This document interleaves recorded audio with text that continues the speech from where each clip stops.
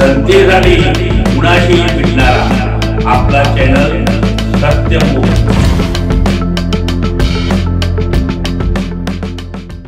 जनतेसाठी कुणाशीही। इचलकरंजीतील महानगरपालिका संचालित प्राथमिक शाळेत इयत्ता पहिलीसाठी केवळ 533 मुलामुलींनी प्रवेश घेतला, तर 33 पैकी 2 शाळेत निम्म्या मुलांचा प्रवेश झाला।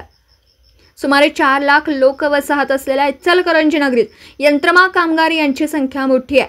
16 जूनपासून इचलकरंजीमध्ये शैक्षणिक वर्ष सुरू झालं। या पहिल्या दिवशी इचलकरंजीतील 33 शाळेतून प्रवेश प्रक्रिया झाली। रवींद्रनाथ टागोर विद्यानिकेतनमध्ये 120 मुलं मुली आणि सरोजिनी नायडू या शाळेत 62 असे 282 प्रवेशाची संख्या आहे।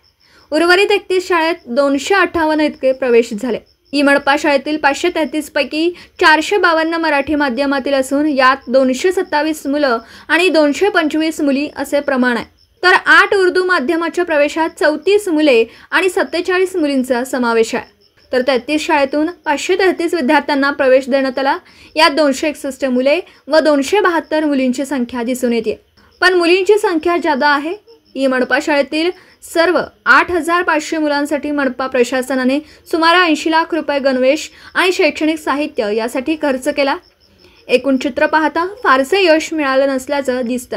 सत्यमुख प्रतिनिधी रामभाऊ ठिंकणे, इचलकरंजी। भेटणारा आपला सत्यमुख। लाईक करा, शेअर करा आणि बेल आयकॉन ऑन करा। मित्रांनो, विसरू नका।